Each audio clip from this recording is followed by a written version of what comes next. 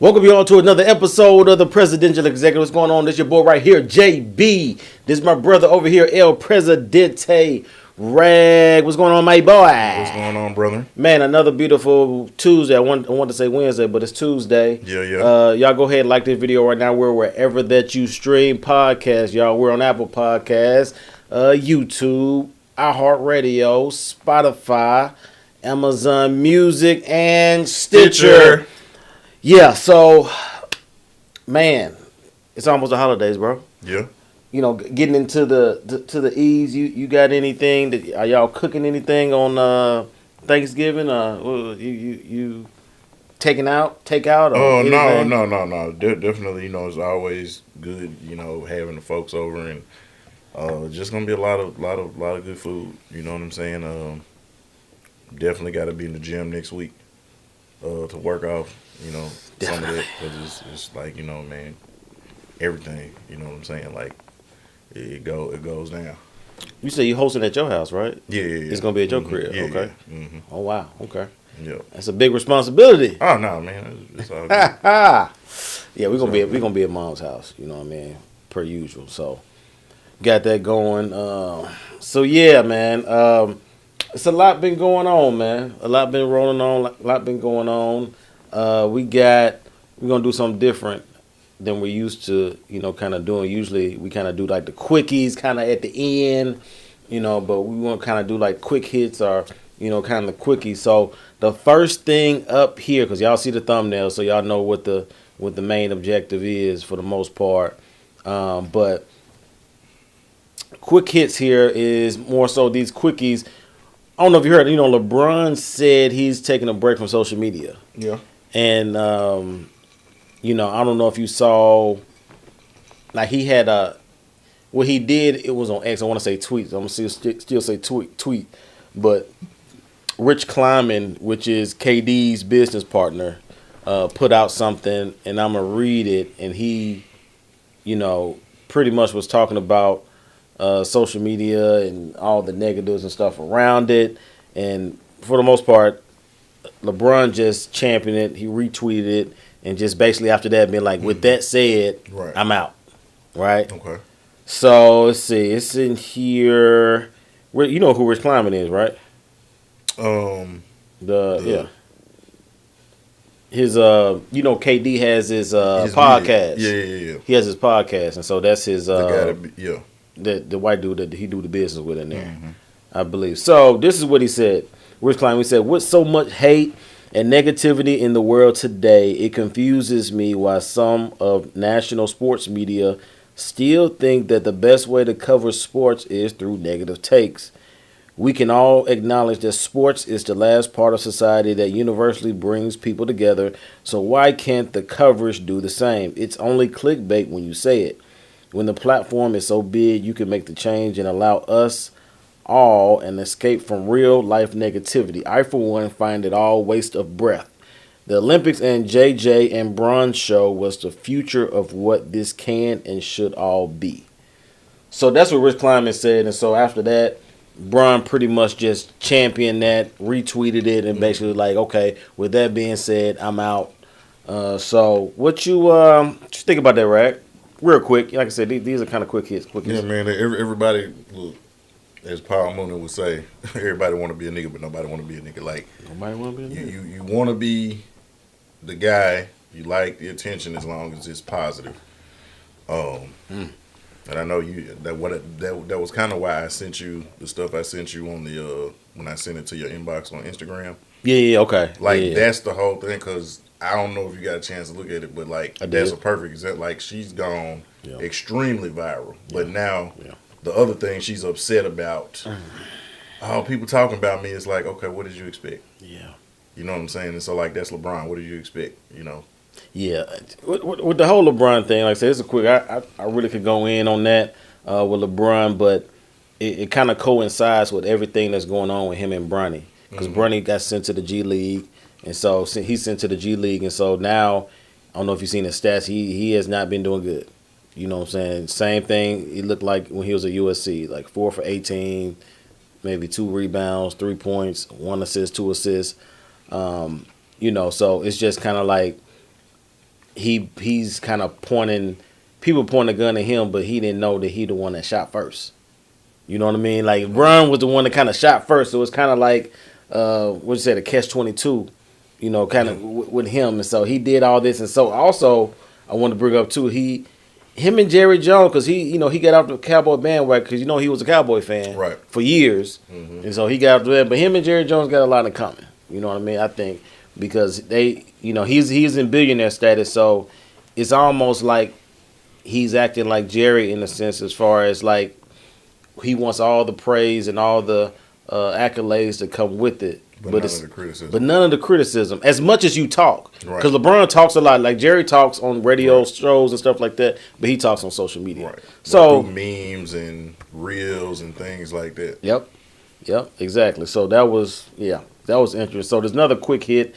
Quickie is this Daystar allegations. Actually, I did a executive mindset about that. It's about 14, 15 minutes long. Yeah, I saw that too. But long story short, if anybody's familiar with Daystar is a very popular, I want to say a channel, it's a network, really, right? Yeah, because it's other ones, but it's like one of the big three. Yeah. For that. Like TBN and TBN, CBN. The Christian, was it Christian News Network? Yep.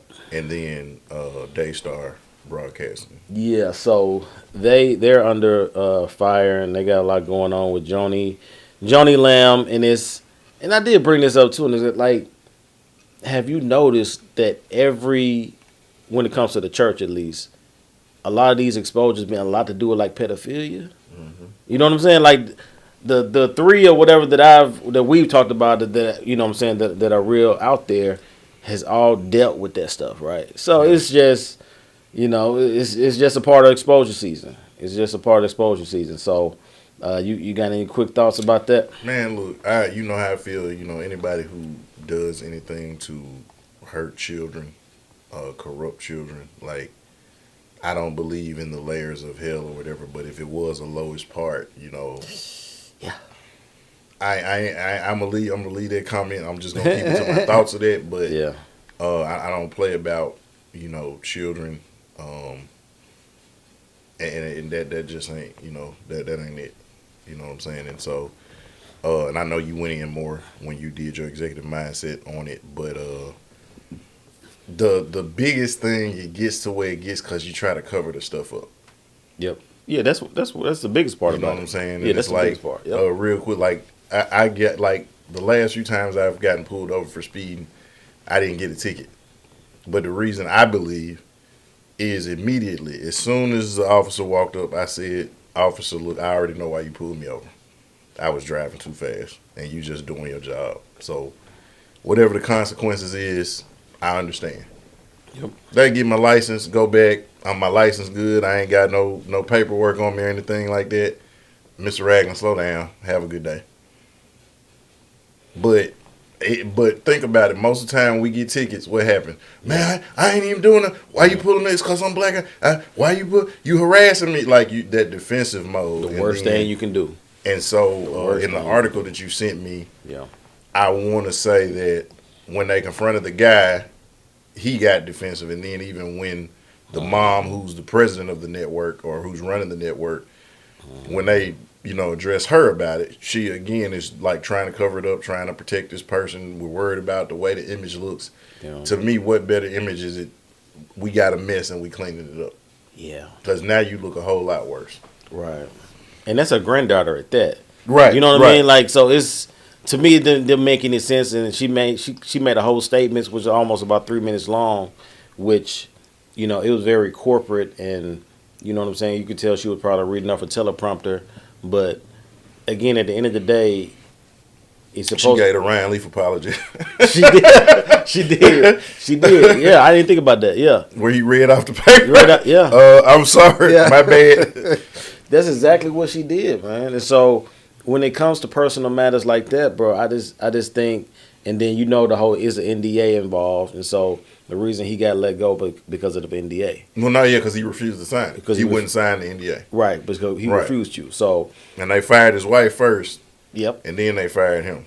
Yeah. So I'm thinking, like, what in the ministry, like, let's say, for what reason would you sign an NDA, right? Like I don't know. Maybe that's common now in ministry. I don't know. You know what I'm saying? And again, like I'm not. Again, I don't condone that. Like you remember, we're growing up. We had girls we went to school with. You know, they get mad. They be 17. They get mad if you tell somebody 17 because they was fronting like they were grown. Yeah. And they could put that off. You know, like some of them looked like they were grown. Mm-hmm.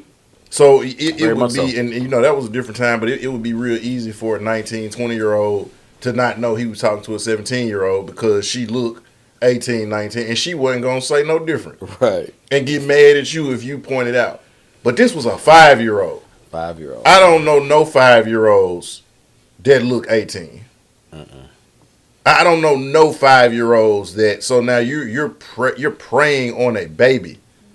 He was in a room with a 5-year-old naked. Right. Naked. And they said they saw him go up there when she was going up to the room. And by the time they got up there, you know, the little girl is standing with his clothes off, and he's in. Oh, I didn't. But then the crazy thing is, said like some months before, he said something like the kid walked in on him in the bathroom and he didn't have no clothes on or something like that. Like, come on, man, he's just a sicko. It's sick, bro. The whole situation's sick, man. So I will be interested to see how that everything unfolds. It seems like every day something else is, keep unfolding in that situation. So I'll just definitely keep everybody posted with that, and I want to see what y'all think too about that. Now, this next one here is about our old Memphis Tigers. Mm-hmm. You know what I'm saying? Yeah. You know what I'm saying? So salute to Penny. Salute to the whole staff because, we got Nolan Smith on the staff now. Right. Old Coach Mike Davis from Indiana back in the day. So now is this the Nolan Smith that used to play for Duke? Nolan Smith? Okay. Which I'm surprised. I don't know when he jumped ship with Duke. Maybe when John Shire got the job since Coach K. Maybe he thought he was next up or something, but I don't know. But that was a good pickup, and we got Jermaine Johnson still in the bench, Memphis hometown guy that used to coach, I think, Melrose. Okay, back in the days. And Andre Turner, the general. Oh, okay. He on the bench now, That's too. That's what's up. He on the bench. Because I remember he was coaching high school here for a while. He was with Mitchell, I think. Yeah. I think he coached Mitchell for a while. So, Memphis beat UConn the other day, the number 2 team in the country, the back-to-back NCAA champions. They beat them in not double overtime, one overtime, 99-97. And quick update, we played today against Michigan State in the semifinals of the night. We beat them. I think the final score with that was 71-63. Yeah. We beat them pretty handily. You know what I'm saying? So we in the finals. And as of recording this video, UConn just lost again. They lost to they said they Colorado. Took a second loss in the Maui Invitation. Yeah. So that's kind of a bummer to me because when you beat a number 2 team in the country like that, you don't want them to lose the next game because it kind of take the bite out of, you know what I'm saying, that how you beat them. Right. But the champs still the champs now. Yeah. I mean, like this early in the season, like, they can still, even after this, if they win their conference, they can still be a number 1 or number 2 seed, in the tournament. Yeah. It's still a good win. And then remember, they went back to back.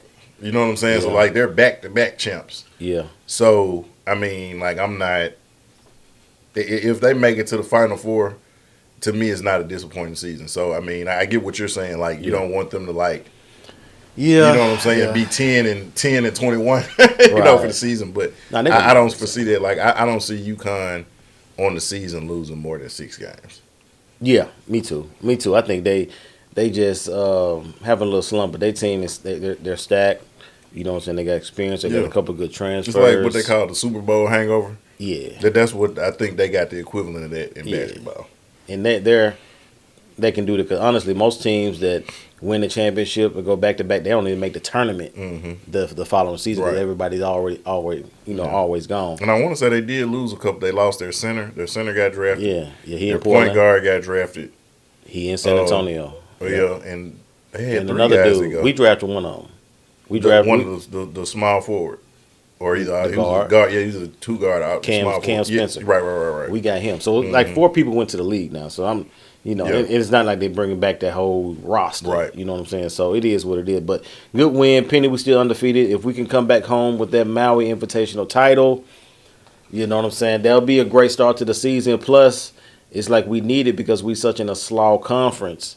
You know what I'm saying? So we're not gonna pretty much kind of get any good wins in the conference. I mean, like who didn't we had some good people though, didn't we?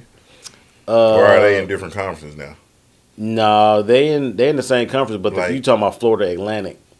Like I mean, That coach Houston not in that conference no more. Nah, they've been gone for 2 years now. Okay, so it's been 2 years. Yeah, Cincinnati gone. Right. I knew Cincinnati was gone. SMU. Okay. No, yeah, because that's Like what all I'm thinking of. teams, I'm like, yeah. like it changes so much. Yeah, it's different. We like East Carolina, Right. Charlotte. Because see, what threw me off is we still play Houston every year. Yeah, You know what I'm saying? Like that's yeah. one of the teams we play every year. So like Yeah. I didn't even realize they wasn't in our conference anymore because Yeah, we play them every year. I think they in the Big 12. Oh yeah. I think they're in the Big 12. Yeah, they're in the Big 12. Cincinnati is too. So so salute to Penny on that, man. Hopefully we go ahead and keep going. Honestly, it's tougher. I didn't know what to think coming into the season because it's not like the Memphis Tigers that we grew up on, where you can kind of get to know the players over the years and the way the landscape is now. It's like, it's a new team every year. Right. You know what I'm saying? So we got so many transfers, so it's like you kind of getting to know them on the fly. That boy Hunter, we got PJ Haggerty, I think his name is, and we actually got a big in Danger, his last name. I'm thinking about that mystical. Yeah, The yeah, Danger. yeah. Every time they said Danger. Yeah. With the post move, real good big man with the feet. You know what I'm saying? And we got Musa Sensei, Sice, whatever his name is. He played for us his freshman year, then went a couple other places, then came back. So You know how we fix Should be NIL stuff? tell me, So if you accept NIL money, uh-huh. I feel like if you decide to transfer, you should have to sit out a year. You said if you accept it, If you're receiving NIL deals and money, you you gonna should have take to sit out a year. If you're not accepting NIL money, then you can transfer like you're doing. yeah, But the moment that you take it, so like let's say I might start my freshman year in Memphis, then I go to Kansas for my sophomore year. Don't have to sit out. I don't like Kansas. I'm gonna go to UConn for my junior year. But if I take NIL money at UConn, that mean I got to sit out a year. And then you don't get no, you know what I'm saying? Like how some people play 5, 6 years, like you ain't getting the extra eligibility or whatever like that. So I think that will make people think twice. It's like, okay, if I'm taking this money here, now I'm invested. So either I need to try to go pro or I got to stay.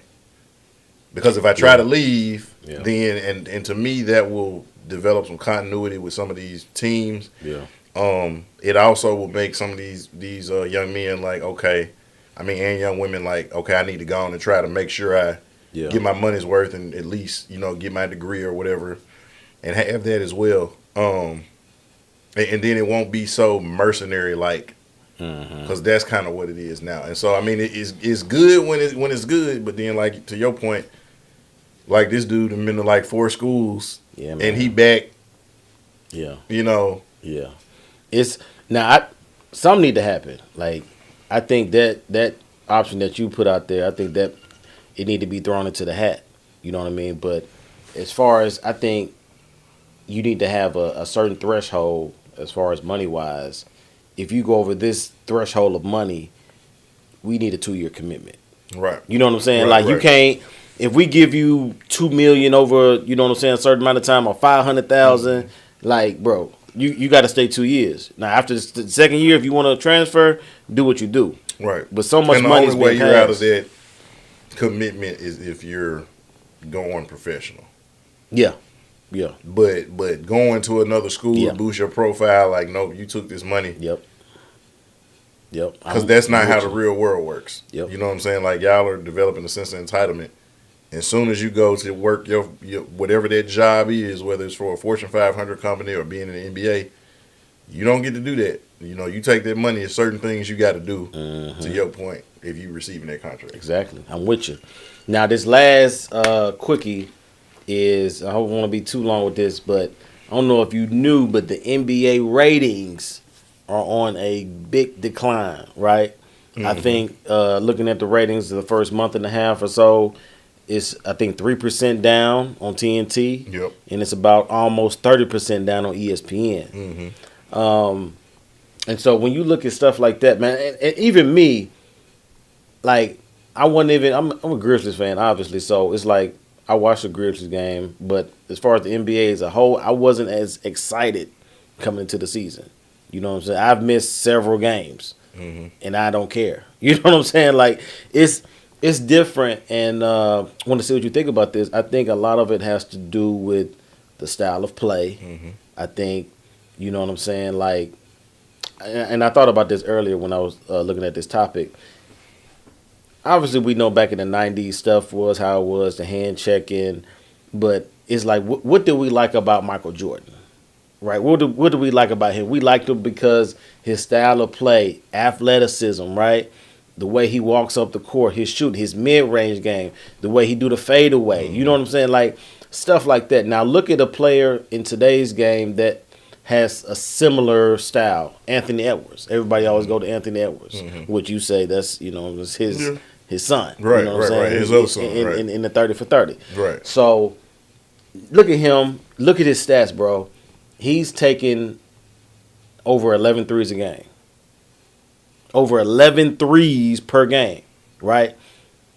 I don't want to see an athlete of the caliber of Anthony Edwards shooting this many threes. That's average. So if he averaging 11, it's a lot of games where he's shooting, 13, 14 per game. Right. And so the entertainment value is not even there anymore, which we can blame my light skin, dude Steph for it. Yeah. But I get him doing it because he just has a otherworldly talent. Right. And it's fun to look at. Like, right.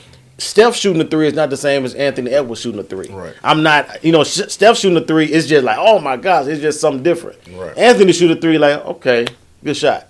Right. You know what I'm saying? So I think the NBA needs to catch this before it gets, down the rabbit hole to where, it's going to really be a big issue. No, I mean, it's already kind of unwatchable. I mean, you Definitely. see the crap they're doing with the All-Star game. Like, that's a whole other story for another day. Yeah, they're trying to change the format, right? Yeah, basically, it's like it's going to be 4 teams. They're going to play That's like right. an elimination tournament. Yeah. Like, but the reason being is because, and it goes back to this rating things, nobody's playing any defense. Defense is not allowed. If you play it the way they're blowing the whistle, you're not. So guys who can play ain't really, they don't know what to do. Mm-hmm. And there's a lot of guys that don't want to play. Like, they don't got no problem running up and down the court and jacking up threes. Yep. And I don't understand how, if all you doing is running up the court and jacking up threes, I don't understand why everybody getting so injured. And you not, it ain't like you getting hit out there. Yep. It's not like somebody like no blood, no foul, like, you know how we played at Mount Moriah in the park or whatever. I don't understand. But to your point, this guy is taking 11 threes, and I guarantee you he's not shooting 40%. No, he's definitely not 40%. I mean, and realistically, like, that's making 4 of them. Yeah. But now, That would be 30-something%, yeah. If, I mean, whatever metric you want to use, if somebody was in a fight with you and they was fighting you and they threw 11 punches and only landed 4, you ain't even do, you know what I'm saying? Like, right. You ain't even do nothing. Yeah. Yeah. You know what I'm saying? Like, what are you talking about? Like, if somebody owe you $11 or $1,100 and they only give you $400, you gonna be looking upside their head like, where the hell the rest of my money at? Mm-hmm. You know what I'm saying? Now they can give you $7,000. You're gonna be like, okay, you got. I'll wait. A few more weeks for the rest of it or whatever. Yeah. But 4, yeah, you gonna be like, nigga, where the hell my money at? Like, and that's kind of. I can guarantee you, if you look at his numbers, I know for a fact. I don't even have to look at it. I would say he's probably only shooting like 37%. That's probably about right. That's probably about right now. I mean, and if I'm wrong, correct me. Like some of y'all, when y'all watching the cup, but I guarantee you, he's somewhere around 37, 38% on more than 11 threes. More than 11 threes per game. And just looking back in our era, if Michael Jordan took that many threes per game, I don't think he would have been as exciting. The you know what I'm saying, the marketing and everything else that went off to another stratosphere during that period. In the commercials, you ain't seeing Michael Jordan shoot no 3. In the Michael Jackson video Jam, what he doing jamming? You know what I'm saying? So I think to the point, I think I saw Nick Wright say something about this. Nick Wright was talking about this, and he said that something needs to give. He said one thing you can maybe think about is making dunks worth 3 points. If you jam it right, or just cap, three. Let's say no individual team per game can shoot more than say 23s a game, because right now I believe the average right now for each team for shooting threes is 35 per game. So that's so you put two teams together, they're shooting over 73s per game total. I remember one year we were playing. It's crazy. We were playing, and our coach was like, we got up, we was up like 30, and so then he basically was like, no more 2-point shots. And the reason why he said that, it wasn't because we didn't have guys who could shoot. It was because anything mid-range, taken to the rack, we getting fouled, going to free throw, like guys making their free throws, like, you going to the rack, laying the ball up, mid-range, bang, bang. Like, I remember, and I'm coming off the bench, and I remember he put me, so I'm happy to be in the game, and it's like, okay, no 2-point shots. So, and then he was like, if you miss, you coming out the game. You know what I'm saying? So it's like, he constantly subbed people in and out. Yeah. So, I remember I missed my 3, but long rebound, got it back, shot it again, all net. But he was like, nope, you missed the first one. But, like, the 3 was a thing of, like, if you wide open, or if you're up 20, you know what I'm saying? So you give, it's more sporting. Even though you might be beating the brakes off the other team, you want to at least give them some semblance of hope, like that they can that they're still playing to the best of their ability. You don't want them just out there, giving up. But like now, I've watched sequences where, man, like, I'm talking about that, like the ball was only passed one time after they crossed half court. Yeah. You know what I'm saying? Like, point guard bring the ball up, pass. As soon as he passed, the guy, 3, he missed. They get the rebound, take it back on a fast break now. Don't take it to the rack. You pull up and shoot a 3. Miss. The other team get the ball back. They bring it back up. One pass. Another guy. Yeah. I'm like, man, would anybody, like, you got to lay up. Crazy, bro. So, I don't know, man. Nah, it's just like that. And so, but the thing is, the coaches and the people up front in the front office are telling them to shoot it. The analytics people. The analytics, yeah. They're telling them to go for that. Like, you need to shoot it.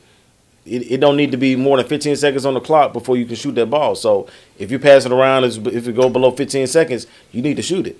So that's what they're telling them. And so from an entertainment standpoint, from a consumer looking at the game, like, bro, like, we knew, like, we gave Golden State a pass for that because their team was built around 2 of the greatest shooters that ever played. And so when they did that, you know what I'm saying? Like, we got it. When they got KD, okay, we get it. You know what I'm saying? Even that's now the flow of with the game. Buddy Hield, you know what I'm saying? Like, Buddy Hield, you got Steph, you got Buddy Hield. Like, it's still, They still have shooters on their team. Right. Well, they call him the splash nephew. You know what I'm saying? Like, right, yeah, cause But, and I remember even when they first started, when they had a boy from Memphis, Ian Clark. Yeah, you know what I'm saying? Like, again, another shooter. But I don't know, man. Like, it's just everybody adopted it. And it's not new from the sense of, like, if you remember them Phoenix Suns teams, they shot the 7 seconds or less offense. They shot a lot of threes, but they also had Amari Stoudemire, too, who wasn't shooting no threes. Okay, you talking about the Nash. Yeah, Nash, okay, right. Okay, you know what I'm saying? Like, who was shooting the three? It was Joe Johnson. It was, and he wasn't even shooting a lot of, he wasn't even shooting a lot of threes. He was more deep twos. Yeah. But Quentin Richardson. Barbosa. You know what I'm saying? But, like, Barbosa was on that. But the Matrix on a fast break, when he bring up, man, Matrix catching lobs. Yep. You know what I'm saying? Or he going to get the rebound if somebody miss. Amari is catching lobs or pick and roll, pick and pop. It wasn't like everybody just jacking up. And then Nash was going to the rack. You know what I'm saying? Like Nash was getting a lot of his assists going to the rack, and then they collapse on him. And then you had a guy like Boris Diaw, another, big man but ball handler too, dishing that thing. Like it was a lot of, man, they every phase of offense, they had the post-up thing going, like with Amari and I forget, they had another big, but they had the post-up thing going with those guys. You had the mid-range game with guys like Matrix and Joe Johnson.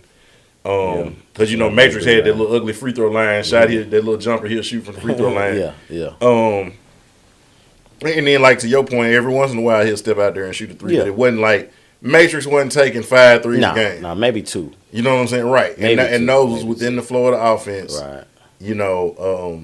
The guys who were shooting the threes most, like I said, Quentin Richardson, Nash, a couple of other guys they had on the bench. But for the most part, man, they were working every phase of the game. And that's why it was fun to watch. Because you didn't know what was going to happen. Right. You know what I'm saying? This play, they might knock a 3 down. Next play, you know what I'm saying? Somebody take somebody out the dribble and shoot a fade away. Yeah. Next play, Amari coming in and crunching on somebody. Then the next play, Matrix catching a lob. Like, you didn't know, Nash to beat somebody out the dribble and hit them with the little, with the little jelly. You know what I'm saying? Like, now it's just a bunch of idiots. Yeah. And I salute Ja Morant because I looked up his. I'm like, how many threes did he shoot a game? This year so far, he's shooting about a little less than 3 per game. You know what I'm saying? And the way his style of game is crafted, man, like, it would be a disservice if he shot 10, 11 threes a game. Like, it'd be good to, keep him honest, right?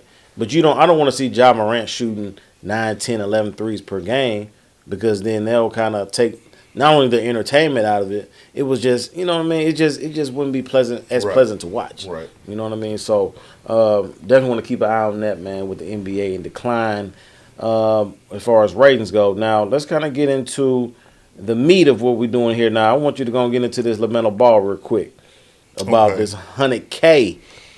Man, so, LaMelo he has some of the most epic post-game interviews ever. Like, he has no chill. Like, when they was asking about Kemba Walker, he was like, oh, yeah, I fucks with him. Yeah. And he said this, he being in there, and the lady was like, I saw that. Yeah. Oh, okay. I don't know if you remember when LeVar was taking off right around the time Lonzo got drafted, they were on WWE. They had them as their special guest. And so he was getting into it with one of the wrestlers, and, he punched the wrestler or whatever. And LaMelo was the one, hit that nigga. Yeah. And WWE released a statement, that said the statements expressed are not that of the WWE. And, we are shocked and appalled at the Ball family and da-da-da-da. Okay. Like, and I mean, nobody flashed back that Vince McMahon clip where he was, when he had the do-rag on and he walking up to everybody, what's up, my nigga? Yeah. But y'all don't believe in that, but that's another story for another day. But LaMelo's always been the outspoken one of the 3 Ball brothers. That's true. And so he's being interviewed, and I forget exactly what he said, but after he said it, he said no homo. Now, you know how I feel about that phrase, pause and all that, because I said, it makes you think. Yeah. I might not even been thinking anything gay, but like as soon as you say that, now my mind immediately goes to how could that be gay? Yeah. You know what I'm saying? And so now it kind of conditions us to look for, instead of me enjoying the conversation, I'm looking for ways to, you know what I'm saying? And it's different if we clowning each other, if we checking or we roasting. Mm-hmm. But like if it's times, and you probably seen it, you having a serious conversation with somebody. And you talking to them about restoring their marriage or their family or whatever, and you say something, they be like, pause, bro. Yeah. They're like, nigga, you about to lose your kids, and you talking about some damn pause. Right. And that's why, I don't know if you remember when we had Mike Scott on here, and I was telling him, I feel like, we should, how they tried to have a funeral for the N-word, we need to have a funeral for no homo and pause and all of that. Because like I said, if I was a gay man, I would be offended if I heard somebody say no homo. Yeah. Because it's like, what, I know some gay people, they don't say no, they don't think as gay as when people be saying no homo. Yeah. Now, if we just sitting up here and I go, ooh, I need some meat. Where the meat at, JB? I need some meat. Like, I could see somebody going, whoa, bro, like, yeah, that was kind of zesty. Yeah. Very. Yeah. You see what I'm saying? But now, if you outside grilling, and I'd be like, hey, man, is the meat done yet? Who thinks of dicks in that moment? Yeah. And you got an apron on, and you got the tongs and the spatula, and you can smell the steak and the circle bees and the pork chops. You got the Crocs on. You know what I'm saying? Right, exactly. The kids out there throwing water balloons and stuff like that, and your first thought goes to a dick. Yeah. then I you know what I'm saying? Like, so again, and I said one day it's gonna happen. Mm-hmm. I said somebody gonna say it, and that thing gonna get turned on the head. And I said it jokingly, Yeah. and this has got to be like a year and a half, maybe 2 years ago. But now here we are in this climate, in this age that we live in, and truthfully, on one hand, two things can be true. I do think it's bullshit. Yeah. But on the other hand, I also feel like, if this is what we need to do to kill no homo and pause, then let it die. Now, for one, when you told me we were talking on the phone, I saw the headline, but I didn't know exactly what he said, right? And so when you said he just said that, which I think it kind of runs into what we just finished talking about, the NBA ratings going down. Mm-hmm. Because it's like, bro, all the stuff they did in 2020, as far as the gesturing, putting the Black Lives and stuff all on the court, doing all this stuff like that. I think we coming into a different regime, obviously with the election stuff, and I just think a lot of what I'm saying, like then he got fined $100K for it, right? And so, like, that's a bit excessive to me, given just like that's a cultural thing, you know what I'm saying? Because it is what it is. They do it all the time, you know what I'm saying? So that they've kind of normalized people saying stuff like that, right? And so for you, the NBA. To me, like I said before, they need to grab a hold of this ratings thing because they were coming out of touch in a lot of different areas, which we talked about before. On like even with the Dems on the other side, like the whole campaign Kamala did, she got out of touch with reality and some of the things that she was doing. Mm-hmm. The NBA to me is teetering on being on that same level. Like they making bukus of money. $1 billion contracts and stuff like that, and so it's easy to be like, hey, we, you know what I'm saying, we doing our thing. We just did this thing with Amazon, you know what I'm saying, the $1 billion, whatever they got with that, and so it's easy to be like, we good, and so we ain't got to listen to nobody. You know what I'm saying? We ain't got to look at what's going on in culture and stuff like that. The NBA really needs to be careful because I think this LaMelo Ball thing can be, so tedious now to where, you know what I'm saying, people just get turned off.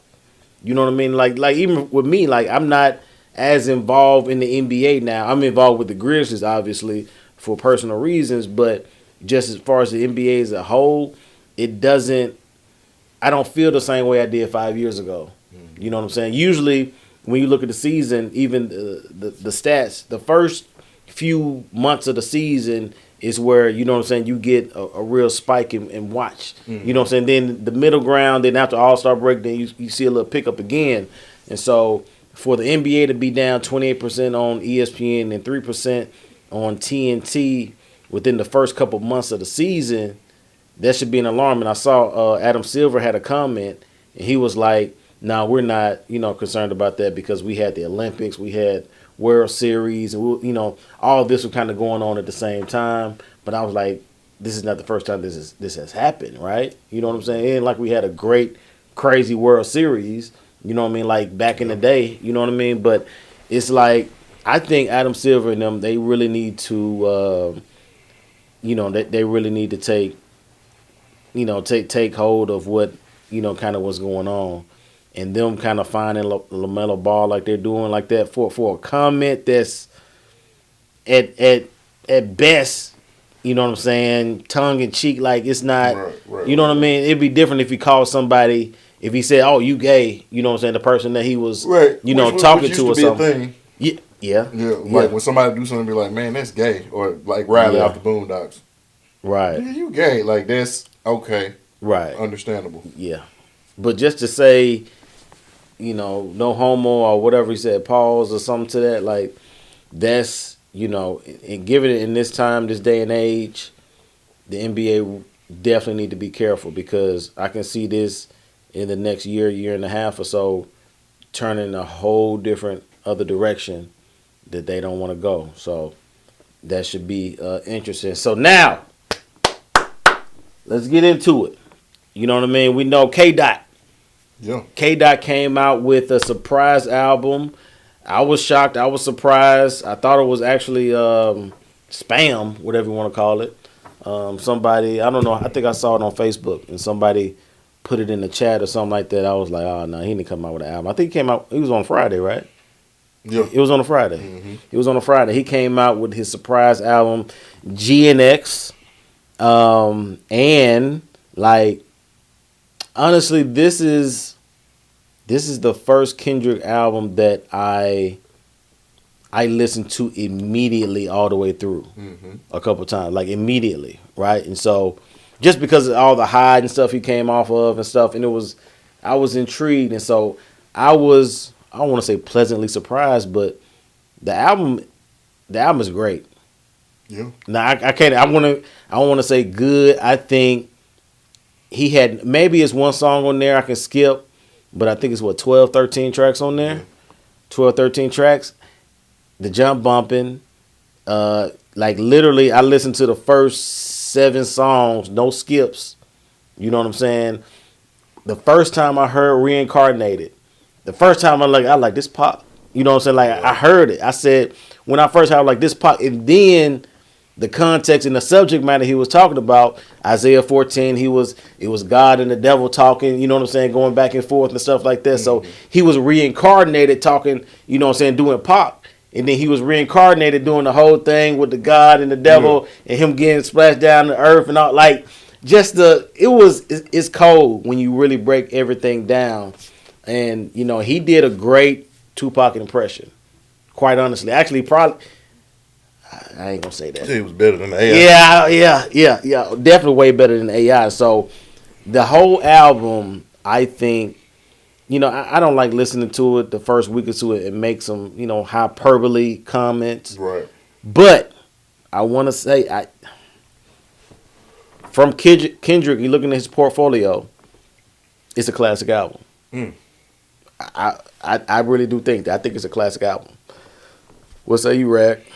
I think I was telling you when I first came in, it's like some of his other projects, like, of course, I like the singles, and there may be some hidden gems on the album. It's like, okay, I immediately like, and then the rest of it is like, you know, the beat. Like I listened to it the first time, but then like the second time, you know, like I don't really like that beat that much. Yep. And I appreciate it later on because I'm focusing on what he's saying, and he's always saying something. So it's like, okay, I can get down with what he's saying, so it grows on me. But this particular album, it was like. You know, man, the beats kind of stood out to me. Now again, is it Memphis type of, you know, what we do down here? Of course not. Yeah. Is it what New York cats, the East Coast do? Of course not. Is it Atlanta and that type of stuff, or Houston and that, you know? It's not. It is West Coast. But in terms of just being strictly objective and just looking at it just as a hip-hop head, as a music aficionado, like, the music is well put together, you know. Well.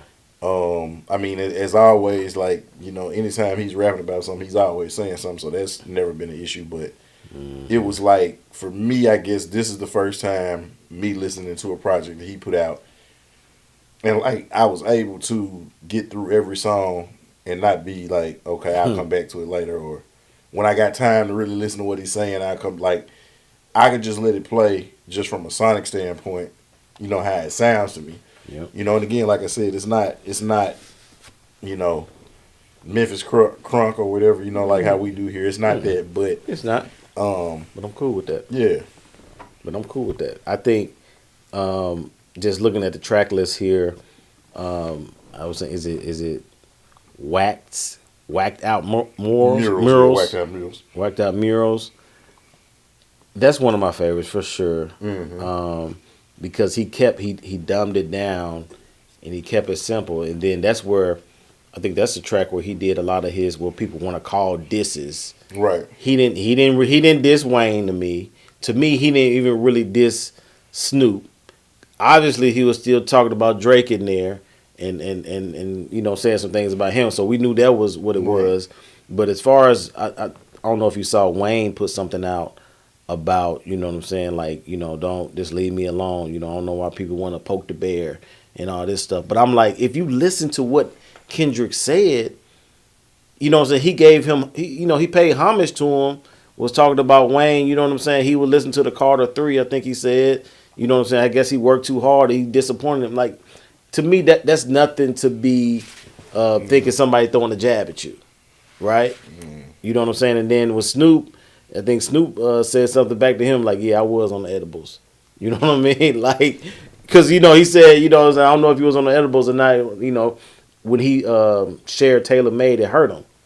You know what I mean? Because, you know, he looked up to Snoop and everything, so I get that. And so he didn't say nothing bad about Snoop. He was just like, he hoped he was on them edibles when he did it. Like, he wasn't in his right mind when he released that and when he put that out. So that whole thing, and then Squabble Up, I think that's the track that they previewed in the video before. Not like us, right? That's what was playing. Like, he was walking down the hallway or whatever to that detention classroom. Yep.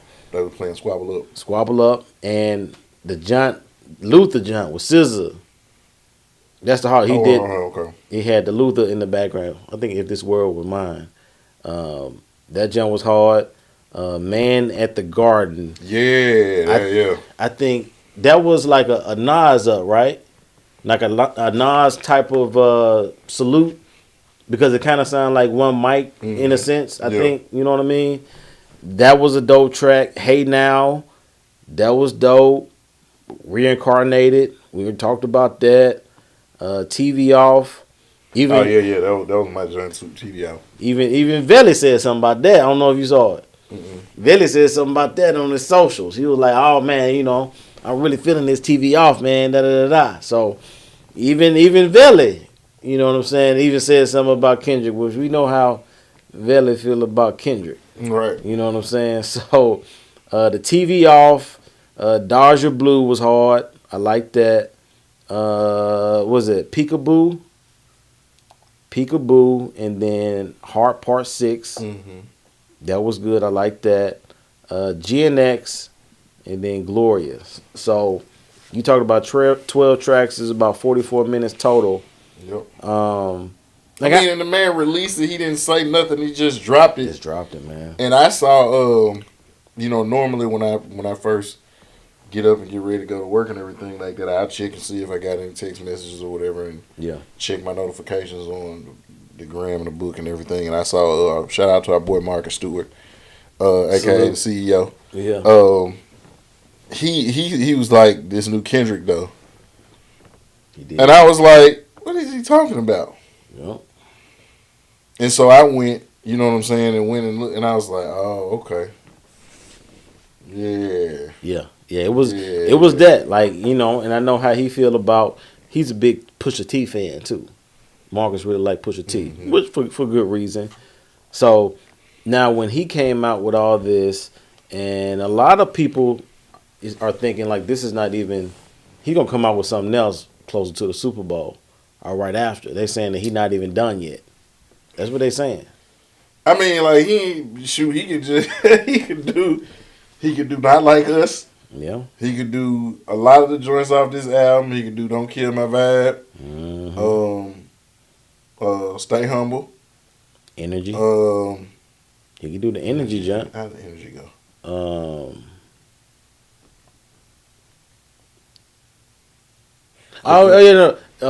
Make You Feel Sexy. Okay, yeah. I think that's the Energy. I think it's called Energy, right? Yeah. DNA. Definitely. And then the beat for that, like, yeah. I got loyalty in my DNA, like, that. All right, of course. Yeah, I mean, like, yeah, of course. Like that was actually, so what's crazy is that was the first song, not the first time I heard him, because I don't know if you remember, I told you my cousin Joseph, when he was doing the promotion out there. He was like, man, Shay, we got this dude, you know. You did say that. Like, Yeah. Okay. He coming up, and I'm like, who is it? Yeah, like, who is, like, man, his name Kendrick Lamar. Like, man, you got to pay attention, coming up. So I had heard of him before he ever just really blew up. Blew up. And so, like, I listened because I love the music, because Joseph would let me, man, check it, what you think about this. I'm like, man, no, hey, the nigga can rap. Like, I don't really like the beats, or, but, like, man, he can rap his ass off. Like, yeah. But when I heard All Right, it was like, crazy. Oh, and just the cadences and not like the nuances of his flow I was like, okay, he's a problem. Yeah. And keep in mind, like, All Right is like album number 3, I think, or you know what I'm saying, Pimp a Butterfly, maybe right? 2. Yeah. Like he had stuff out, but when I'm listening to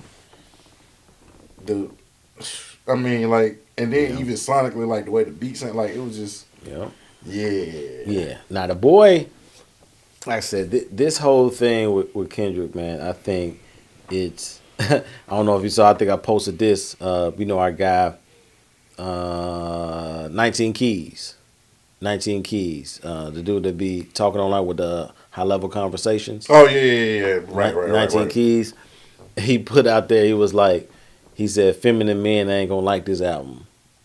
You know what I mean? He said a lot of effeminate guys. You know what I'm saying? They're gonna hate on this. They ain't gonna like this. You know what I mean? Just because of the bravado of that's his attitude. Because pretty much Kendrick on this album is articulating himself of saying how he feels, and like he's a genius, bro. Like he won. He's a savant. Yeah, he's a savant. You know what I'm saying? He won the Pulitzer, right? Yeah. He won was it the Pimp a Butterfly?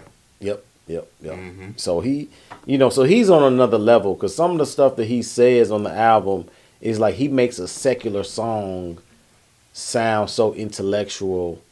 And then, you know what I'm saying, he'll still talk about everything else in between, as far as the girls, the women, the niggas, the gang life, and all this stuff. But then he's so introspective about it. It's like, oh, wow, okay, well, yeah, it just makes you kind of think on a different level. That's one of the reasons I really appreciate him and his art, because he always comes at it not on the surface, not on the surface all the time. And so him doing all that he did on this album really just, stamps everything for 2024 that we already knew. Yeah. You know what I'm saying? And so now moving into your boy Aubrey, you know what I mean? Aubrey, a.k.a. I'm going to put you on to somebody. When you said before you do that, check out this dude. His name is Akeem, A-K-E-E-M, Ali. And he's from, like, kind of out our way. Mm-hmm. Like, I don't know what part of Mississippi, but he's just down the street. He rap? He a problem. Akeem Ali. Akeem Ali. Hey. And it, like, hey, he a whole problem. How'd you hear about him? About him? Like, he came up on somebody it was a reel on Instagram. And it was like, and so like I just started, you know what I'm saying? But like, and he got this whole aesthetic where he's got these like 2-person, like it's like the regular him, and then he got like kind of go back to the 70s where he got this like little pimp vibe and everything like that. But like, I don't know, I was thinking about, the Pimp a Butterfly, and when I said that, I thought about like, because he be dressing up like a pimp a lot of times, but he got that whole aesthetic, but he got our slang, you know what I'm saying? Because he, from this side, but when I tell you like a straight lyricist, like cold. And I I ain't gonna lie, I would love to see him and Kendrick collab. Like the verbal sparring.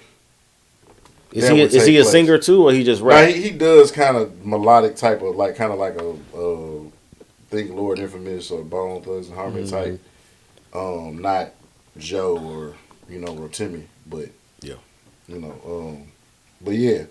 Like when I thought, and I know it's like, why is he talking about Akeem? But when I said to Pimp a Butterfly, he just like, if you look at some of his videos, because like he got videos where he be in the back of the Cadillac, you know what I'm saying, like rapping, and like his wordplay is amazing. It's crazy. Okay.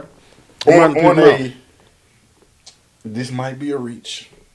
It might be a reach, but if Kendrick is all NBA first team just on his lyricism.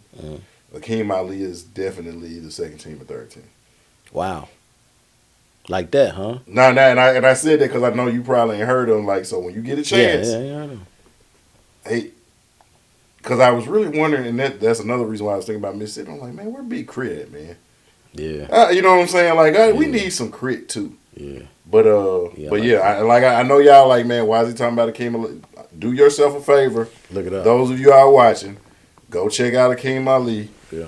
The man is a whole situation. He a whole problem, and it's somebody but I don't think he gets the love and appreciation down here because if your voice don't sound like this person, Yeah. you know what I'm saying? And I love Gotti, I love Dolph, I love Black Youngster, I love Moneybagg, I love Finesse, but if you close your eyes and you don't, if they like they kind of all in the sound, same. Yeah, they do. You know, they got their own swag, they got their own styles, but like, yep, it's like a Memphis nigga. You know what I'm saying? Like, yeah. and I look, we are Memphis niggas. Like, I love Memphis niggas, but right, it's like want something different. You know what I'm saying? Sometimes, like they all kind of bring the same. Yeah.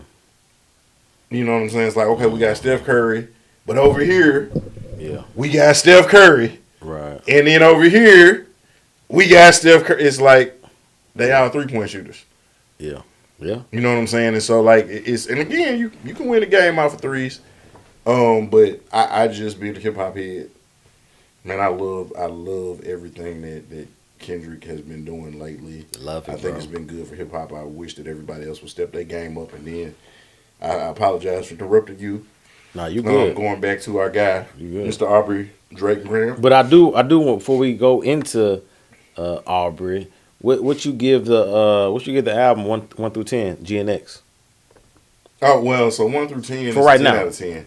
Yeah. Mike wise is definitely 5. When you said classic, I was like, ooh, that might be a little bit of a reach. But then I thought about it and I'm like, I could really, but no, I could go back and listen to the replayability of, and I'm not going to do this now, but like, I don't know if I showed you my playlist. Like right now, my playlist, and I just named it Route, and I'll play it when I'm delivering. I got like 1,400 songs in the playlist. Hey. You know what I'm saying? This is everybody from, I got Project Pat in there, I got 3-6, I got Bone Thugs, I got Dolph in there, I got Finesse, I got Moneybagg, you know, but then I got Nas, I got Jay, I got Royce, I got Tupac, I got Biggie, I got Kendrick, got a couple of Drake songs in there, I got Weezy, I got Camp Low, you know what I'm saying? Like, nigga, I got Camp Low, nigga, I got the Loonies, you know what I'm saying? I got like 3 versions, I got 5 on it. Yeah. You know, I got 5 on it, the video version, the album version, and the remix. They got so many remixes of that. You see what I'm saying? But I got Player Fly, I got Gangsta Black, I got the Hot Boys, I got No Limit stuff. Like, I am a hip hop aficionado. I love it. You got Mos Def on there? I do. I got Mos Def. I got Talib Kweli, Black Star. Common. I got Common. Yep. I got The Roots and Black Thought. I got a lot of the Texas rappers in there. But certain songs, because I got so many songs in my playlist, it's like I don't want to hear that right now. Yeah. And then certain songs like, and you know Royce my guy, like most of the time, 98% of Royce songs come on, I'm going to go and listen to that. Yeah. You know what I'm saying? Like most of That's Pac songs, Jay-Z songs, I'm going to listen. Outkast, a lot of their stuff, I'm going to listen to that. Mm-hmm. Kendrick got some songs where, depending on the song, the Hard Part 5 come on, I'm listening to that. Yeah. Because I just be thinking about the video. You know what I'm saying? Like, I love it. Because To Pimp a Butterfly had to grow on me. Yeah. That wasn't an album that... Mm-hmm. I like Damn better than I did To Pimp a Butterfly. Me too. Like, I had to... It may have took close to a year getting into Pimp a Butterfly and really like, oh, snap. Like, you know what I'm saying? Like, I hear... Charlemagne talk about it all the time. Like, it's one of the most important albums ever. When you talk about the subject, the wordplay, what he was saying, you know, and like I said, that was the one he got the Pulitzer on. You know what I'm saying? So for good reason, once you dive into it, but like this one though, like GNX, like it was friendly to the ears on the first listen. You know what I'm saying? On the first listen, now I can't say that's the first Kendrick. Like Good Mad, you know, Good Kid, Mad City was the same thing. Section 80 was the same thing for me as well. So I can't say it's the first one, but just the reputation that Kendrick has to a lot of people that, oh man, I'm gonna have to soak on this for 6 months to really give it its props. Like, I didn't think GNX was there. I think if you're a real hip hop head or into music like that, first listen, you like, no, this dude is great. You know what I'm saying? Just because, like I said before, you can be a hood dude listening to Kendrick, but then you can also be a deep thinker or you know what I'm saying, be wanting to hear different stuff and still listen to him at the same time. Because that's the reason why I think this album, you know what I'm saying, I want to say speak to me, but I enjoyed it just because he went off on that number one track with the Murals jump. Yeah. You know what I'm saying? Went straight off it. He said he ain't trying to do no double entendres. You know what I'm saying? Right, he wants you to feel it. You know what I'm saying? And so he did that, but then he got the reincarnated. He got the TV off. Like he gave you some bops, but then he also gave you some bops with some medicine in it. You know what I'm saying as well. So I can always appreciate that. That's the reason I say it's a classic, especially in today's time. But in today's time, it's clearly a classic. But when I say classic, I'm digging back into, 20, 30 years. Because that's really what, you know what I'm saying, in our era where we really got to grade stuff on. Right, yeah. You know what I'm saying? We can go back to the golden age. Like, that's our introduction is not Run DMC, LL Cool J, Curtis Blow. Like, that was already there before we got into it. Yeah. Our introduction is NWA. Yeah. Like, our introduction is Eric B. and Rakim. Yeah. Our introduction is Notorious B.I.G., Nas, the New York State of Mind. You know what I'm saying? Like, Firm. That, you're right. Like, all but that's what they consider the golden age. Yeah. So, like, we start at the peak. Yeah. It's kind of like us watching basketball. Like, we start when you got the Lakers, Pistons, and Boston. You know what I'm saying? The Lakers, Pistons, and Boston. Boston kind of facing. You know what I'm saying? Like, so we're getting into it when all of them are like the mega powers. Yeah. And then you go into the Jordan age. Knicks. You know, and then Houston in between there, and then you get so like we start in the best time. Yep. You see what I'm saying? And so like our frame of reference is not just this last Drake album that came out of this last little such and such or young so and so. No, we can go all the way back. We can dig in the crates, as they say. Yeah. But no, to me, he holds up, man. He is definitely a 101. Bro. And again, I am a regional connoisseur. So like I said, I have my Memphis people that I love. You know, and I think we did this when we had LA on, and we talked about just. Old school Memphis and new school Memphis. Like, and who is your top 5 in Memphis all the time? Like, we can sit up here and go in, and I love my area, my district, rather. Yeah. But then our region, you know what I'm saying, we expand out to Louisiana. You know, we got the Hot Boys, and we our Cash Money, we got No Limit. Yeah. You know what I'm saying? Then we also got our family in Atlanta. You know what I'm saying? And the Dungeon family and everybody, T.I., Jeezy, Gucci. Like, you got all them guys. Texas. Right. You got, you know what I'm saying? The Chopped and Screwed. Suave House. You know, definitely Suave House. Yep. So we can go, even St. Louis. You know what I'm saying? Like, we got those, the region. But then now, if you just talking about the whole thing, then you can't leave New York out. That's the Mecca. No doubt. You know what I'm saying? You can't leave the Midwest out because they was tearing it up. Yeah. You know what I'm saying? You can't leave the West Coast out because they turned it out. Yeah. You see what I'm saying? So, like, man, I think, man, if you really, and you've been, man, you know, they sold Stogies and then now it's for sale again. Word? Yeah, man, our cigar spot. But, like, for me, it's always an in and out stuff for that. Man. But sitting in my, like, man, I let the garage up. I sit out there. You know, I had my chairs in the garage. I sit out there. You know, I had my beverage of choice. Yeah. You know what I'm saying? Give me a good cigar. And I just listen. And I'm just enjoying the stars. You know what I'm saying? Like, it might be cool. If it's cool, I throw a jacket on, you know, a hoodie on. You know, if it's humid out, you know, I get that air blowing. Right. Got my cigar, got my drink, and I'm listening. And I don't think a lot of us do that. A lot of us are in that, I gotta catch a feeling. Yeah. Now, when are you reflecting, though? When are you being introspective? When are you thinking? When are you evaluating your own life choices and your own decisions and your own if I could do it differently or what would I tell a younger me. You know what I'm saying? Or if I had the cheat code and I could start over. Yeah. What they say, if I knew then what I know now. Mm-hmm. And we don't do that enough.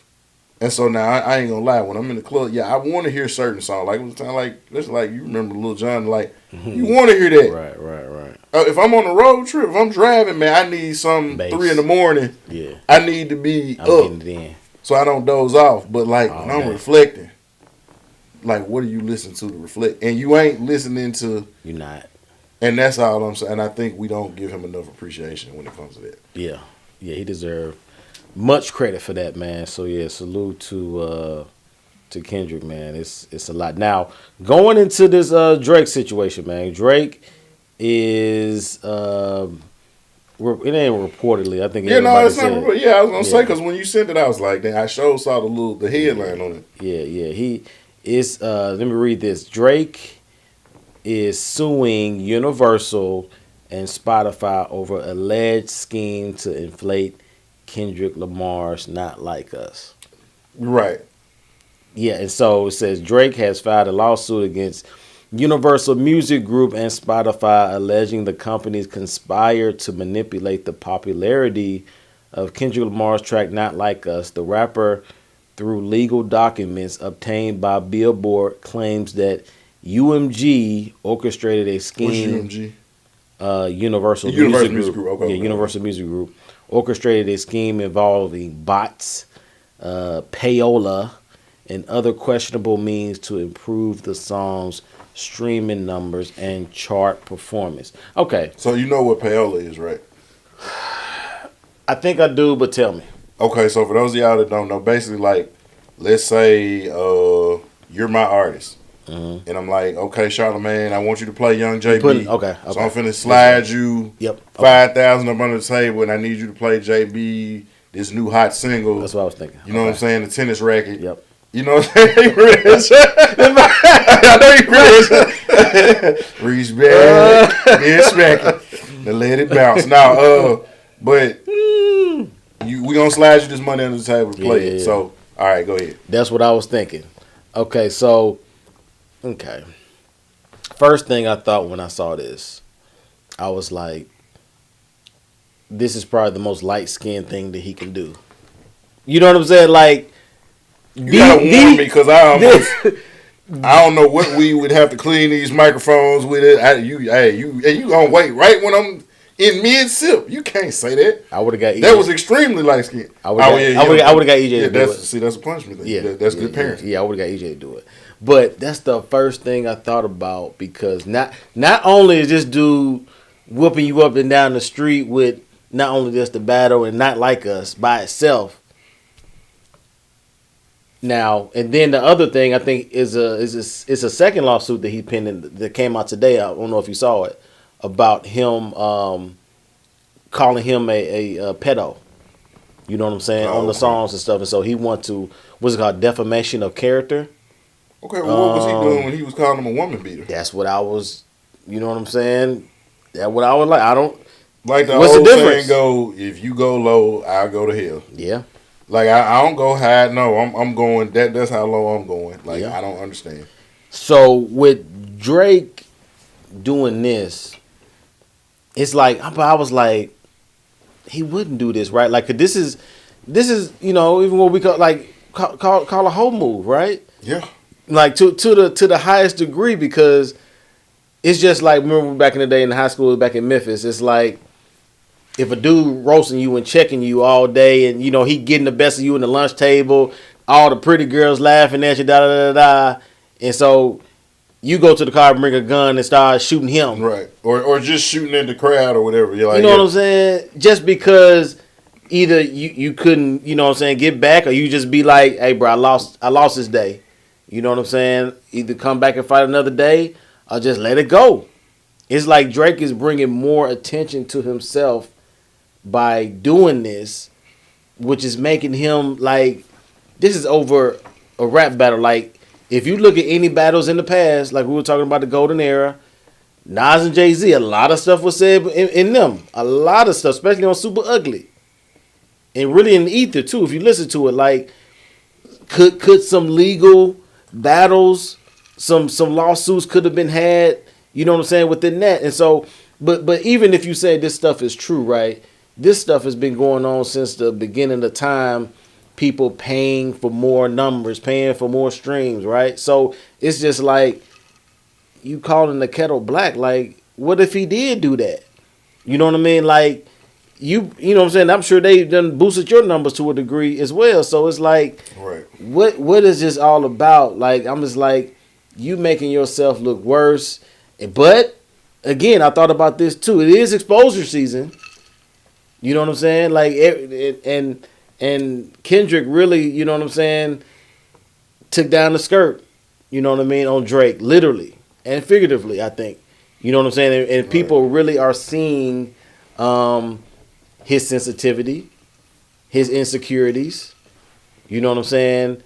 Him not having self-control to see that he's not in control of being this. I mean, he's clearly still a hit maker, but just somebody that is more clever than you, somebody that's more articulate than you. You know what I'm saying? And he doesn't have to be in the camera on social media all the time in order to do that. Right. You're always at this party, on this at the courtside, staring down DeMar DeRozan. You know what I'm saying? Because he was in the Not Like Us video. You know what I'm saying? Like stuff like he looking real goofy, dog. Yeah, he looking real goofy. Yeah, I mean, like I don't. And I don't know, like, you know, like I see certain stuff. If I see a reel or whatever, I share it on my stories. But I had the one where it was like Drake's lyrics are aging horribly, and it was like, and I didn't even at the time, you know, because I heard all the songs, I didn't pay attention. It was like, hold on, you in a room and nothing but teens around, or you know, oh I've been what like, and he had the one song where he was like. Where basically he said something to the effect of I even fucked the girl I used to babysit. So Drake said that? Yeah, that was so essentially it's like, okay. and to give him the benefit of the doubt, I'm assuming that he's referencing like I'm so famous to the point of women so much want me to the point to where somebody who I knew a long time ago who I wasn't even on the radar per se, you know, I've come across that person. That's one way to look at it. But to say that, that's real predatory, you know, and I mean, because again, you know this, being grown, being an adult, you get to be a certain age, you know what I'm saying? When you 30 and somebody 22, y'all grown. Yeah. You don't go back and think, you know what I'm saying, when you was 20, she was 12. Nobody's thinking that. Nah. You probably know who she was then. Yeah. And even if you did in passing, like, it wasn't like, oh, I'm going to wait till you get, like, you got a clock, you know, watching that. That's not what it is.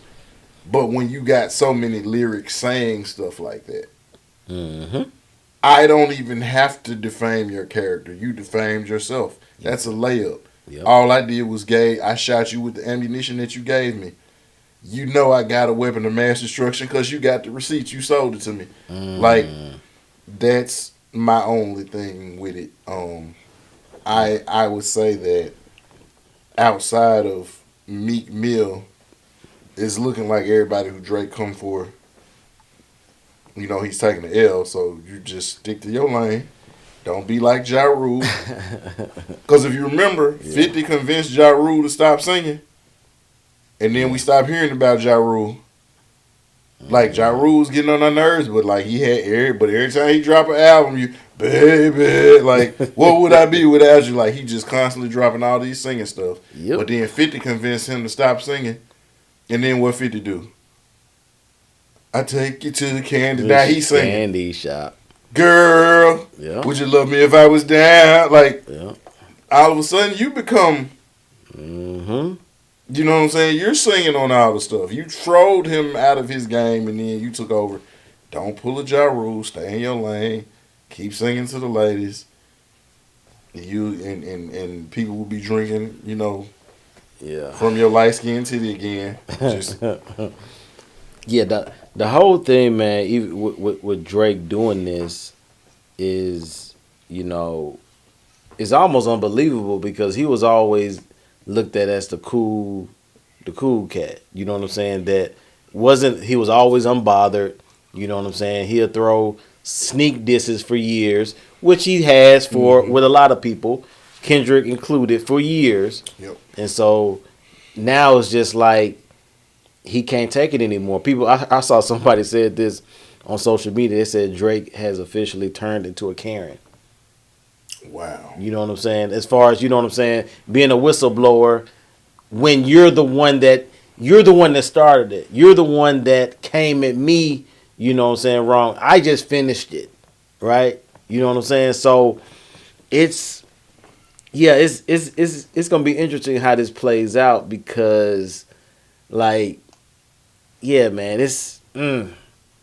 I really couldn't believe it, but then I saw somebody that wrote something. Rhapsody actually said something. Rhapsody said, the young lady Rhapsody.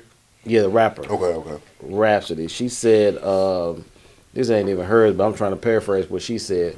Rhapsody was pretty much, you do this over a rap battle, and you know what I'm saying. You call yourself hip hop or something. She kind of went in. Mm-hmm. Now this dude here, do you know DJ Head? Hold on. DJ HED. Oh, Head. No, it's Head. DJ Head. DJ Head. He said, I would have respected the legal actions a lot more had he not dropped another record after. I'm assuming he's talking about when he first called him a pedo or whatever. Right. But then after that, he came out with Family Matters, whatever. Before that, Heart Part 6, push-ups and all that stuff. So you can't be a bully, swing on someone, they swing back harder, you attempt to shoot the gun jams, you prosecute for assault. You know what I mean? I thought that was... Yeah, no, and that's exactly perfect. The analogy you used about the checking thing and somebody going to get a gun. Yep. Exactly. Like, it's to the degree now, man. It's like everything is coming true as far as exposure season and stuff, especially with Drake.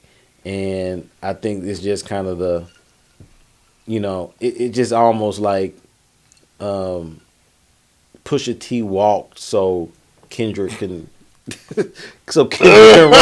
You know what I'm saying? You almost got me.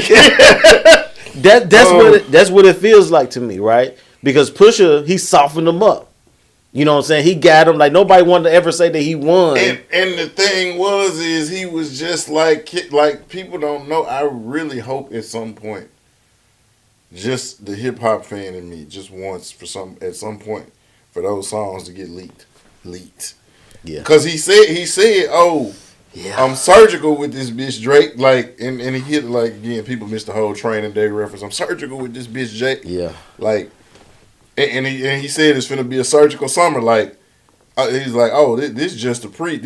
Mm-hmm. You know what I'm saying? Like, I got more in the chamber, and it's like, then Jay Prince jumped in, and Jay Prince do that point in all his pictures. He be doing it polite, and it was over with. But like,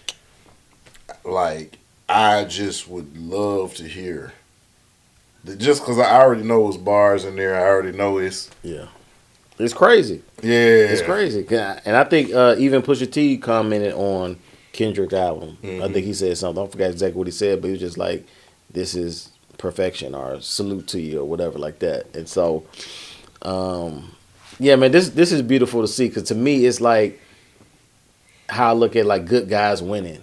Mm-hmm. Right? You know what I'm saying? It's like we all were like with the trends, with the whole Future, and like, the like Migos. But again, Migos is good to bump sometimes depending on where you at, your environment. Right. You know what I'm saying? Like, like, you know what I'm saying? It's a whole bop is what they say. Like, you get it. But for me, where I am in my life, like, I need to hear something that is,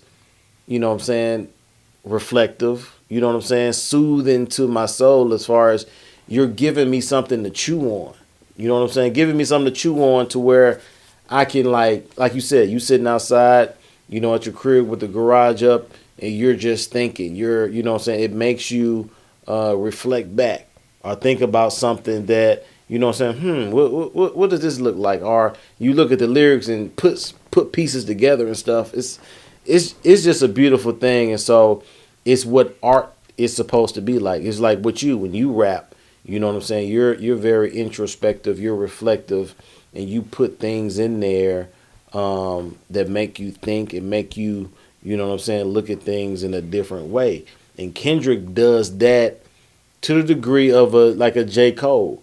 I don't know if you heard J. Cole came out with a record, and he was talking about, you know, him saying that him bagging out with Kendrick and all this stuff, and how, you know, he was kind of introspective with, you know, how he voiced that or put the wordplay together with that. Like him, J. Cole, those are the two that, you know, we know that they'll never be as big as Drake just because of a culture thing, you know, because people are just so dumbed down with certain, you know what I'm saying, anecdotes and rhyme schemes and stuff like that. But as far as like people's champ, you know what I'm saying? Like you got like, oh yeah, I know I was gonna ask you too. If we redid our top 25, you know what I'm saying? We did our top 25. We knew who was in our top 5. With Kendrick, because he wasn't in our top 5, both of us. Would he be in your top 5 right now? Knowing everything that we saw within these last 6-7 months. I know my answer. I'm just going to see what you... Man, I hate to say it, but... And this is going to seem so backwards with everything that I just said, but the top 5 is the top 5. Top 5. I ain't say top 3. No. Top 5 is the top 5. Now, but again, I'm still looking at overall careers, impact, and I will say this: I did adjust. For a long time, you know, I had Pac and Big as 1 and 2 for a long time. I think, and he actually just put out an album this past year. Rakim did, but and it's actually pretty okay, like. He got a lot of it now. He got some songs that's like 6-7 minutes long. But like I ain't gonna lie, like you just like real live lyric spit, like it's that. But essentially like Rakim is those 4 albums. You know what I'm saying? And Paid in Full, I think really only had like maybe 6 songs where he was rapping. The others was Eric B. scratching. But I adjusted and I moved Jay and Nas in the 1 and 2 spot. Big and Pac to the 3 and 4 spot, and Rakim was solid at number 5. I believe, and I know I screwed my list up. I think I might have had Eminem as number 6. Probably. That's on top 5 though. As of right now. Like I said, as of right now, unless somebody just do something else monumental, the top 5 is the top 5. But I will say that Kendrick is like number 6. Like he's so now what? But I put it like this: if you was to take that top 5 that I got, and like how they said, like that ain't even the Mount Rushmore, that's Mount Olympus. Like you know what that is. Like everybody know Nas, Jay-Z, Tupac, Biggie, Rakim. Like you know who they are. Yeah. Like they ain't even worth talking because we already know they in a room by themselves. You know what I'm saying? And everybody else can't even get to that room. I feel like Kendrick, and I think I had Cole in my top 10. But Kendrick was definitely in my top 10. But now, like I said, like to me, they're on that verge of they're about to be on the Mount Olympus status where we can just go ahead and remove them. You know what I'm saying? Because I mean, you look at the longevity of Eminem, and like I said, just as being a rhymer of words. Now, can I sit up and listen to every song he got? No, but I would also be lying if I said I couldn't. He got some songs where you could sit up, like I'm Sorry Mama, I Am, like he got Stan, like he got songs where it's like, and those are some older ones. He got some newer ones that's like where he talking about the rehab and recovery. Yeah. He got songs where he's not just being goofy, but like you can actually, if you just listen to what he's saying, like he pouring his heart out and he's spitting. One of the songs. Go ahead. Now, I'm about to say one of the songs that you brought up, Eminem, that really stuck to me over the years. I don't know what album was on. Toy Soldiers. The Eminem show. Eminem show. That was one of those songs where he got into that. We're talking about that Kendrick bag was like, wasn't talking about anything kind of silly, wasn't talking about shooting up his grandma or doing anything weird. So he has that in him. But, and even on that same album, he had the one where "Sing for the Moment," where he sampled the rock and roll song. Like, was it Bon Jovi or? But one of those. You know what I'm saying? But like what he was rapping about. Yeah. You know what I'm saying? Like, I was like, I felt the emotion. Yeah. Even if you can't individually, like, well, I ain't never been in that situation, but the emotion of what he's talking about, what he's going through, like, I felt that. Mm-hmm. Now, he has a couple of those. For me, I would say he would be in my top 5. I would, at lowest, he would be 6. I think I had him at 10 or 11 for me. Mm-hmm. I think I had him at 10 or 11 for me. But no, I want to say our top 4 was kind of similar. It was. I don't think you had Rakim in your top 5. Nah, I didn't. I didn't have Rakim. I think Rakim was in your top 10. Yeah. He was our 4, save for, because I want to say maybe our top 4 was all give or take. Yeah. Like, you know, pretty much, maybe in a different order, but we had the same 4. Yeah. Like my top 3, now you say your top 5, I say my top 3 is my top 3. My top 3 probably going to always stay my top 3. Now, it's some wiggle room from 4 to 6. I think it's some wiggle room for me because I think I had LL in my top 10 because I put LL because I looked at his whole career, you know, and he just lyrically. Put out an album this year. Is it already out? Mm-hmm. And it wasn't bad actually. I didn't even know he had it. I know he was making one. It came out earlier this year. Yeah, it wasn't bad. Okay, I listened to Club Shay Shay. Like 3 or 4 months ago, he was talking about it because Shay Shay was asking him like. But I didn't think it was out yet. Yeah, no, it's out. Okay. Because he was asking him like, how are you still able to talk about it? Because he asked him about what Andre said. He's like, Andre said he can't, you know. But yeah, no, it's out because he actually got him and Eminem got a song on the album. Okay. Yeah, I had to check that out because I knew he was making an album. I didn't know it was already out though. Yeah. So yeah, I might have to check that out. But yeah, man, that's that on that. I do, you know what I'm saying, appreciate, you know, everything that Kendrick is bringing to the table, man, because I really think there's a shift, I think, that's kind of going on. Not only, obviously, we already talked about the election stuff and the stuff that's kind of brewing on, but I think it's also going to trickle down and have a domino effect in other areas. And I think Kendrick is a good example of it because it looked like we was going to be dumbed down in hip-hop. You know what I'm saying? Like, because the way he was dropping albums every, 4 years or something like that, it wasn't enough to really. Tide is over. Yeah, you know what I'm saying? But, like, this dude, over the last 6-7 months, he has put out so much music. You know what I'm saying? So we know he's capable of it. So it's not any more of, you know what I'm saying? Oh, your boy put out something every 4 years. He can't even do like. No, this dude, again, I think he's going to come out with another album, I think, in the next few months. That's just me. I could be wrong. Well, I don't know if he's going to come out with another album in the next few months, but I will say it may be some songs that's not on this GNX album that come right before around the Super Bowl time. Yep. And he gonna have so many. But then, like, if you ever seen him perform live, like, it's crazy. This show is going to be. It has the potential to put him on a legendary status. When you think about like the national anthem, Whitney Houston singing it, Marvin Gaye singing it, or what's the movie they made out? Because dude won an Oscar for it. But that group Queen, you know, We Are the Champions. We Will Rock You. But they had that performance at that. I forget what the concert was, but like that performance, like put them on, and they was already a legendary band.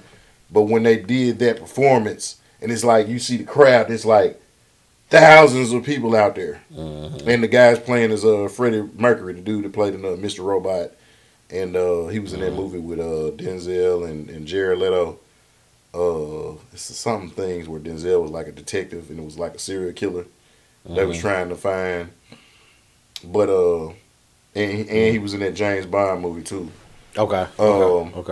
But he's playing as Freddie Mercury. But that performance, I mean, it put the band Queen on a level of, or when the Beatles was on the Ed Sullivan Show. Yeah. You know what I'm saying? Like you have these memorable, performances that people did where you're like, okay, they've hit that plateau. You know what I'm saying? And I feel like this performance has the opportunity to put him in a light of whether you love him or whether you hate him, you gotta respect him because he's the best thing going today. Yeah. Ric Flair. That was a Ric Flair quote. You know I speak in Ric Flair memes. Yeah. Now I agree with you. I just think as a performer, you can attest to this. It was the one he did in L.A. when the Pop-Out show. The Pop-Out show. Yeah. And I just watched it from the screen. I was back here looking at it. Like I almost got chills just looking at it. Like his breath control when he did Euphoria. Yeah. Right? Like dude is special. Not only just we know his pen game looked like, but just even as a performer, I don't think he gets the credit that he deserves because not many people sound like he do on wax at the actual concert. You know what I'm saying? Like he sounds cadence-wise, like his voice is literally an instrument.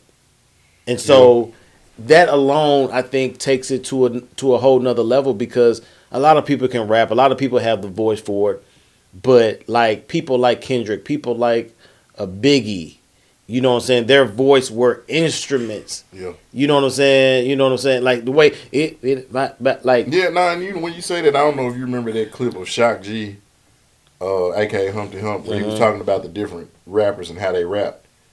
He talked about like how his was like him and Slick Rick had kind of a nasal tone. I think I remember the interview. You know what I'm saying? Then he was like Nas raps from the back of his throat, and then he was like Biggie is like a jazz a trumpeter or whatever, saxophone. You know, he's like B.I.G. P.O. B.I. No info further. And he's like like and Kendrick kind of has that. It's almost like a horn player where you're, you know what I'm saying, like where you're hitting that kind of, it's like exactly. Yep. Oh, that's crazy. Yeah. So, yeah, man. So I think too, him being at the Super Bowl and stuff, he's gonna, pick some, some good records and good songs and really, probably artistically, take it to a new level. And I'm looking forward to it, man. Yeah, I mean, because it's so crazy because it's like, man, what is he going to open up with? But then I already know what the closing song probably going to be. Yeah. You know what I'm saying? Yeah. But unless he come up with something else, you know what I'm saying? Like, but even off this album, like I see he got a few of them that could be like, you know what I'm saying? Hit the mustard! Like, yeah. And then I didn't even notice I was listening to something. He sampled the music off of Dragon Ball Z. Where Goku was like hollering, you know what I'm saying, and like that, the mustard was like, like if you listen to the music, like, and I gotta find the thing because it was like again, I see reels and stuff, but the guy was like, wait a second, am I wrong about this? And he kind of had them like a side by side, and I'm like, oh wow, that is the dang Dragon Ball Z where Goku doing the holler, and when he did the mustard holler, like, I was like, dude is. Again, he's an artist. To the T, you know what I'm saying? And again, like I said, do I love everything he's put out? No, some stuff. Right. To your point, you got to grow on. You like, okay, this beat is really hard to kind of vibe with, but if you just cut the beat off and listen to what he's saying, he gives me the same, like how Tupac, when you heard him, you could hear Dr. Martin Luther King Jr. or Malcolm X. Like, you cut the beat off when Kendrick is talking. That's who I hear. Yep. Well, that's what it do, y'all. Until next time, continue with that executive mindset. And most definitely keep it presidential. Salute. Arrivederci. Bow.